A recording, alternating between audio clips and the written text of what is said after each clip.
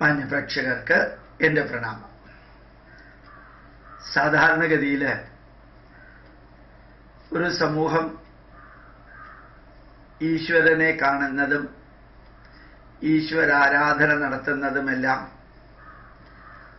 പാശ്ചാത്യ സിദ്ധാന്ത പ്രകാരം പ്രകൃതിയിലെ പ്രതിഭാസങ്ങൾ, ഇടിമിന്നല്, ശക്തമായ മഴ, കാറ്റ്, ഇടിവെട്ട്, ഭൂകമ്പം, എർത്ത്ക്വേക്ക്, ഇങ്ങനെയുള്ള പ്രകൃതിയുടെ പ്രതിഭാസങ്ങൾ കണ്ട് ഭയപ്പെട്ട് ആണ് മനുഷ്യൻ ഈശ്വരനിലേക്ക് പോകുന്നത്, ഈശ്വരനെ ആരാധിക്കുന്നത്, പ്രാർത്ഥിക്കുന്നത്, ക്ഷേത്രങ്ങൾ ഉണ്ടായത്. ഇതെല്ലാം ഈ ചുറ്റുപാടും കാണുന്ന പലതിലെ അതിൽ നിന്നുളവാകുന്ന ഭയത്തിൽ നിന്ന് രക്ഷപ്പെടാനാണെന്നുള്ളതാണ് പുരോഗമനവാദികളുടെയും യുക്തിവാദികളുടെയും കുറേയൊക്കെ സോ കോൾഡ് ബുദ്ധിജീവികളുടെയുമെല്ലാം വിവരണം, അല്ലെങ്കിൽ അവരുടെ വീക്ഷണം. ഈ അമേരിക്കയിലും യൂറോപ്യൻ രാജ്യങ്ങളിലൊക്കെ നോക്കിയാൽ വളരെയധികം വിദ്യാഭ്യാസപരമായിട്ട് ഉയർന്നു, സാമ്പത്തികമായിട്ട് ഉയർന്നു, ദാരിദ്ര്യം എന്ന് പറയുന്നതില്ല, എല്ലാവിധത്തിലുള്ള സുഖസൗകര്യങ്ങളോടും കൂടിയ ജീവിതം, ഫുൾ പ്രൊട്ടക്ഷൻ സമൂഹത്തിലുണ്ട്, സോഷ്യൽ സെക്യൂരിറ്റി വരെയുണ്ട്. സ്വാഭാവികമായിട്ടും അവർക്ക് ഒരു ദൈവത്തിൻ്റെ സപ്പോർട്ട് ഇല്ലെങ്കിലും ജീവിക്കാൻ സാധിക്കുമെന്നൊരു തോന്നല് ഉണ്ടായതായിട്ട് അവിടെ പോകുമ്പോഴത്തേക്കും നമുക്ക് കാണാൻ സാധിക്കും. ഇവിടെ പള്ളിയിലേക്ക് പോകാനൊന്നും ആരുമില്ല. ആയിരക്കണക്കിന് പള്ളികൾ വിൽക്കുന്ന ഒരു കാഴ്ച അവിടെ പോയാൽ കാണാം. ഞാൻ കുറേ കാലങ്ങൾക്ക് മുമ്പ് ഇംഗ്ലണ്ടിൽ പോയപ്പോൾ ഞാൻ താമസിച്ചിരുന്ന വീടിൻ്റെ ആ വഴിയിൽ തന്നെ 6 പള്ളി വിൽക്കാനുണ്ട്. ഇവിടെ എഴുതി വെച്ചിട്ടുണ്ട്, പള്ളിയുടെ മുമ്പിൽ ഫോർ സെയിൽസ് എന്ന് പറഞ്ഞ് എഴുതി വെച്ചിട്ടുണ്ട്. യൂറോപ്പിലെ പള്ളികളും അതേപോലെ തന്നെ എല്ലാം വിറ്റുകൊണ്ടിരിക്കുകയാണ്. ഇവിടെ ബൈബിളിനോട് ഒരു താല്പര്യവുമില്ല, ബൈബിള് ഫോളോ ചെയ്യുന്നവരാരും അവിടെ ഇല്ല. വളരെ വാർദ്ധക്യത്തിൻ്റെ ക്ലൈമാക്സിലെത്തുമ്പോൾ ചിലപ്പോൾ ചിലർ പള്ളിയിലേക്കൊന്ന് പോയിന്ന് വരും. ക്രിസ്തുമസിന് പോലും 98% പള്ളികൾ തുറക്കാറില്ല. ഇപ്പം ആ പള്ളികളൊക്കെ കൊറിയക്കാരും ചൈനക്കാരും എല്ലാം വാങ്ങിച്ച് അവിടെ ചെറിയ ചെറിയ അവർ കൺവെർട്ട് ചെയ്തവർ ആരാധന നടത്തുന്നതല്ലാതെ അവിടെ ബൈബിളിനോ യേശു ക്രിസ്തുവിനോ അല്ലെങ്കിൽ ഈ ക്രിസ്ത്യൻ ആത്മീയതയ്ക്കോ ഒരു സ്വാധീനവുമില്ല. അത് സംഭവിക്കാനൊരു കാരണം ഈ സിദ്ധാന്ത പ്രകാരം മനുഷ്യന് വലിയ ഭയമൊന്നുമില്ലാതെ ജീവിക്കാൻ പറ്റുകയാണെങ്കിൽ പിന്നെ ദൈവത്തിൻ്റെ ആവശ്യമില്ലല്ലോ. ഇത് ഏത് രാജ്യത്തിനും ആപ്ലിക്കബിൾ ആണെന്നാണ് പൊതുവെ പറയാറുള്ളത്. രാജ്യം വികസിക്കുന്നതിനനുസരിച്ച്, സാമ്പത്തികമായിട്ട് ഉയരുന്നതിനനുസരിച്ച്, ജീവിത സൗകര്യങ്ങൾ കൂടുന്നതിനനുസരിച്ച് സമൂഹത്തിൽ ഈ പ്രകൃതി പ്രതിഭാസങ്ങളെക്കുറിച്ച് അറിയുമ്പോൾ അതിനെക്കുറിച്ച് വലുതായിട്ട് ഭയപ്പെടാനില്ല എന്ന് തിരിച്ചറിയുന്ന നിമിഷത്തിൽ അങ്ങനെയൊക്കെ പ്രകൃതിയിലെ പ്രതിഭാസം ഉണ്ടാവാനുള്ള കാരണം എന്താണെന്ന് മനസ്സിലായി കഴിഞ്ഞാൽ അത് ദൈവകോപമാണെന്ന് ധരിക്കാറുമില്ല, അതിന് ദൈവത്തിൻ്റെ അടുത്തേക്ക് പോകാറുമില്ല, പോകേണ്ട ആവശ്യവും പലപ്പോഴും ഉണ്ടാവാറില്ല. പക്ഷെ ഇന്നലെ ഞാൻ കണ്ട മഹത്വമേറിയൊരു കാര്യം, ഇന്നലെ ശനിയാഴ്ചയാണ്, അഫ്കോഴ്സ് മകരസംക്രാന്തിയാണെന്നുള്ളൊരു പ്രത്യേകതയുണ്ട്. ആറ്റുകാൽ ഭഗവതി ക്ഷേത്രത്തിലേക്ക് ഞാൻ പോയിരുന്നു. ഞാനും എൻ്റെ കുടുംബവും ആറ്റുകാലിൽ പോയി. അകത്തും പുറത്തും കണ്ട ഒരു കാഴ്ച വിവരണാതീതമാണ്. ഏറ്റവും അധികം ആത്മാഭിമാനം തോന്നിയതാണ്. 95% യുവാക്കൾ, ഏതാണ്ട് ഒരു 20-നും 30-നും 20-നും 35-നും ഇടയ്ക്ക് പ്രായമുള്ള ധാരാളം ദമ്പതികൾ, യുവാക്കൾ, യുവതികൾ നിറഞ്ഞ ആത്മാർത്ഥതയോടുകൂടി 10,000-കണക്കിന് വ്യക്തികൾ ഇന്നലെ ആറ്റുകാൽ ഭഗവതി ക്ഷേത്രത്തിൽ വൈകുന്നേരം ഞാൻ കണ്ടു. അത് കണ്ണടച്ച് പ്രാർത്ഥിക്കുന്ന രീതിയും അവിടെ ആ ചെറിയൊരു വിഗ്രഹം കണ്ട് പ്രദക്ഷിണം വെച്ച് തീർത്ഥവും പ്രസാദവും വാങ്ങിച്ച് പുറത്തേക്ക് വരുന്ന രീതിയും ആ ക്ഷേത്രത്തിലെ ക്ലീൻലിനെസ് ആൻഡ് നീറ്റ്നെസ്, അവിടുത്തെ ജോലിക്കാർ സൈലന്റ് ആയിട്ട് ആവശ്യമില്ലാതെ മുമ്പോട്ട് പോകൂ എന്നുള്ള പ്രഖ്യാപനങ്ങളൊന്നുമില്ലാതെ ഓരോ വ്യക്തിക്കും സ്വതന്ത്രമായിട്ട് ശ്രീകോവിലിന്റെ മുമ്പിൽ നിന്ന് ഏതാനും നിമിഷമാണെങ്കിലും തൊഴാൻ, അത് 5 പ്രാവശ്യം പ്രദക്ഷിണം വെക്കണമെങ്കിൽ 5 പ്രാവശ്യം പ്രദക്ഷിണം വെച്ചിട്ട് വന്ന് തൊഴാനുള്ള സൗകര്യം, ഒരു ധന്യമായ ദൃശ്യം ശ്രീകോവിലിനകത്ത് കണ്ടതിനേക്കാൾ എനിക്ക് കാണാൻ സാധിച്ചത് അവിടെ തൊഴാൻ വരുന്ന ഭക്തരുടെ മുഖഭാവമാണ്. വൈകുന്നേരം ഇന്നലെ അന്നദാനമൊന്നും ഉണ്ടായിരുന്നില്ല. സാധാരണ ക്ഷേത്രങ്ങളിലെ ഭക്ഷണം ഉണ്ടെങ്കിൽ കൂടുതൽ ആൾക്കാർ വരിക ഒരു കോമൺ പ്രതിഭാസമാണ്. ഇന്നലെ അതൊന്നും ഉണ്ടായിരുന്നില്ല. ശാന്തമായ അന്തരീക്ഷത്തില് 10,000-കണക്കിന് യൂത്ത്, മാരീഡും അല്ലെങ്കിൽ ആ വെർജിൽ നിൽക്കുന്നവരെല്ലാം വന്ന് തൻ്റെ ചെറിയ കുട്ടികളെയും ഭാര്യയും മക്കളും ഒക്കെ ആയിട്ട് വന്ന് നിന്ന് പ്രാർത്ഥിക്കുന്ന ഒരു സീൻ, അത് കണ്ടപ്പോൾ എനിക്ക് തോന്നിയത്, ഞാൻ വിഷയം മാറിപ്പോവല്ല, വെറുതെ അല്ല, ഈ അമ്പലത്തിനെ പുച്ഛിച്ചവരും അവഹേളിച്ചവരും നിരാകരിച്ചവരും നിഷേധിച്ചവരും ഒരു ക്ഷേത്രം നശിച്ചാൽ അത്രയും അന്ധവിശ്വാസം ഇല്ലാതെയാകും എന്ന് പറഞ്ഞ് നടക്കുന്നവരും അവരെല്ലാം ഇപ്പോ ആത്മീയതയുടെ മണ്ഡലത്തിലേക്ക് വരുന്നത്. കോടിയേരി ബാലകൃഷ്ണൻ സാറിന്റെ വീട്ടിൽ എത്രയാ തിരുപ്പതി വെങ്കടാചലപതിയുടെ ചിത്രം വെച്ചിരിക്കുന്നേ? അച്യുതാനന്ദന്റെ മകൻ നിരന്തരം ഗുരുവായൂരിൽ പോകുന്നത്, പിണറായി വിജയന്റെ 2 മക്കളും അമൃതാനന്ദമയുടെ ഇൻസ്റ്റിറ്റ്യൂട്ടിൽ പഠിച്ചത്, അദ്ദേഹം തന്നെ ശിവഗിരി പോയിട്ട് ശാരദാദേവിയുടെ മുമ്പിൽ തൊഴുതത്, ഇന്ന് KR ഗൗരിയമ്മ 10 പേജ് ഭാഗവതം വായിച്ചിട്ട് അത് പുറത്തേക്ക് ഇറങ്ങാറുണ്ടെങ്കിൽ അവര് തന്നെ ആലപ്പുഴ DYFIയുടെ മീറ്റിങ്ങിൽ ഭാഗവതവും ഭഗവത്ഗീതയും പഠിക്കണമെന്ന് പറഞ്ഞതും അവര് നാരീ പൂജയ്ക്ക് ചക്കുളത്തുകാവിൽ ചെന്നിരുന്നു കൊടുക്കുന്നതും എല്ലാം നോക്കാം. ഒരു കമ്മ്യൂണിസ്റ്റുകാരൻ പോലും ഇന്ന് കേരളത്തില് ആത്മീയത ഇല്ലാത്തവരില്ല. ഹിന്ദുക്കളെ അവഹേളിക്കും, ക്രിസ്ത്യാനികളുടെ മുസ്ലിങ്ങളുടെ വോട്ട് ബാങ്ക് കിട്ടാൻ വേണ്ടിയിട്ട് അവഹേളിക്കും. തിരുവനന്തപുരത്തോ മറ്റോ നടക്കുന്ന, ഇപ്പൊ കേരളത്തിലെല്ലാം നടക്കുന്ന SFIയുടെയും DYFIയുടെയും AIYFന്റെയും ഫ്ലക്സിന്റെ ചുവട്ടില് സ്വാമി സന്ദീപാനന്ദഗിരിയുടെ പ്രഭാഷണം, അത് വളരെ അത്ഭുതം തോന്നുന്നു.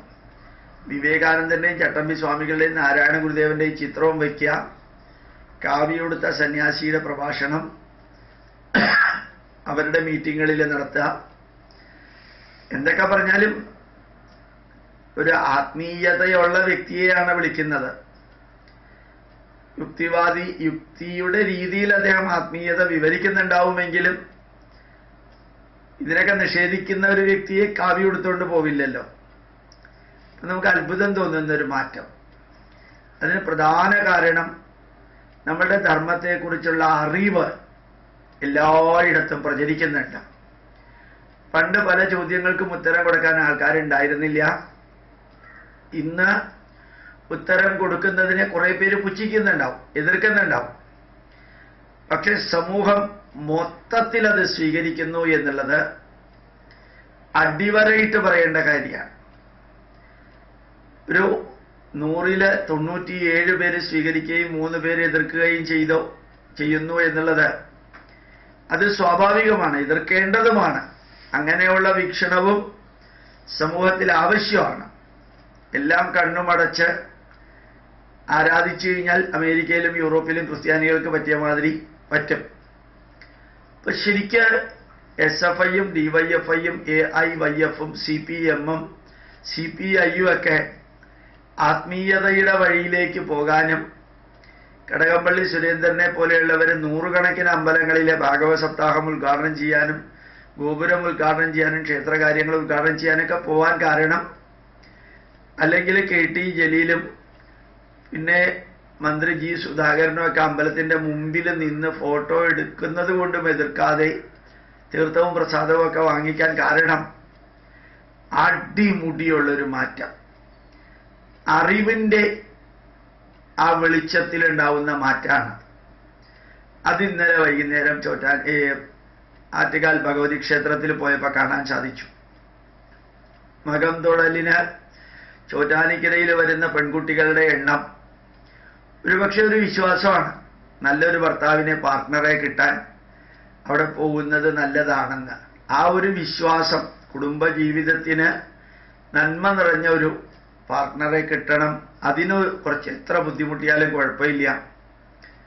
അതേപോലെ ഏത് അമ്പലത്തിൽ പോകുമ്പോഴും നൂറുകണക്കിന് യുവാക്കൾ, ശരിക്കും കോളേജ് സ്റ്റുഡൻസും യൂത്തും, അവര് ഷർട്ടിടാതെ കറുത്ത മുണ്ടിട്ട് നഗ്നപാതരായി നടന്ന് അല്ലെങ്കിൽ ബസ്സിൽ കയറി ശബരിമലയിലേക്ക് പോകുന്ന കാഴ്ചയും ഇപ്രാവശ്യം അസാധാരണമാം വിധത്തിൽ അത്ഭുതമുണ്ടാക്കിയ ഒരു കാര്യമാണ്.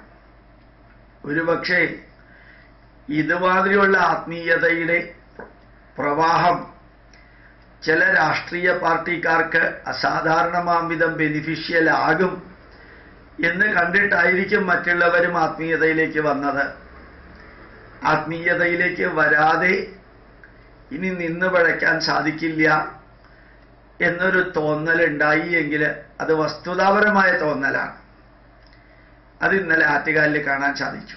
എനിക്ക് നിങ്ങളോട് എല്ലാവരോടും പറയാനുള്ളത്, നിങ്ങൾ ഏത് രാഷ്ട്രീയ പാർട്ടിയിലുള്ള ആളായാലും, ഏത് ജാതിയിലോ മതത്തിലോ ഉള്ള ആളാണെങ്കിലും, അത് വിദേശത്ത് നിന്ന് വന്ന മതത്തിന്റെ അനുയായി ആണെങ്കിലും സ്വദേശത്തുള്ള മതത്തിന്റെ അനുയായി ആണെങ്കിലും, നിങ്ങളും ക്ഷേത്രത്തിലേക്ക് പോകണം, നിങ്ങളും അമ്പലത്തിലേക്ക് പോകണം. ഒരു ദുരുദ്ദേശവും കൂടി ചേർത്ത് ഞാൻ പറയുന്നതല്ല. ആ ക്ഷേത്രത്തിൽ ഒരു മതത്തിന്റെ ചടങ്ങും ഇല്ല.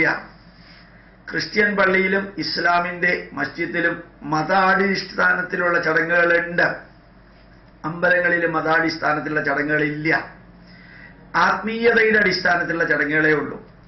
നിങ്ങൾക്ക് നേരെ മുമ്പിൽ പോയി നിൽക്കാം, 2, 3, 4 മിനിറ്റ് തൊഴാം, തൊഴുതിട്ട് പറയാനുള്ള പ്രാർത്ഥനാ രൂപത്തിൽ പറയാം, ചന്ദനവും പ്രസാദവും തീർത്ഥവും വാങ്ങിക്കണമെങ്കിൽ വാങ്ങിക്കാം, അവിടേക്ക് എന്തെങ്കിലും സമർപ്പിക്കണമെങ്കിൽ സമർപ്പിക്കാം.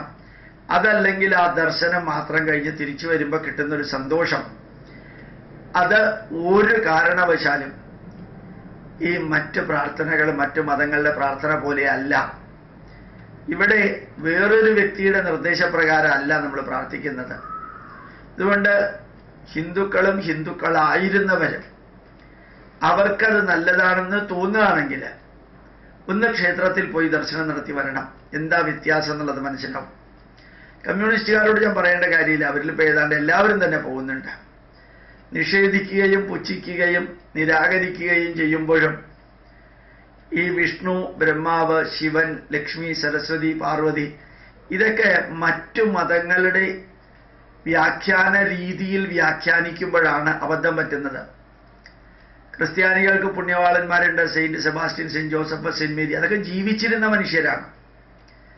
ശ്രീരാമനും ശ്രീകൃഷ്ണനും ജീവിച്ചിരുന്ന മനുഷ്യരാണ് അവതാരങ്ങളായിട്ട്. അതേപോലെ പക്ഷെ ബാക്കി സങ്കല്പങ്ങളെല്ലാം സങ്കല്പങ്ങളാണ്.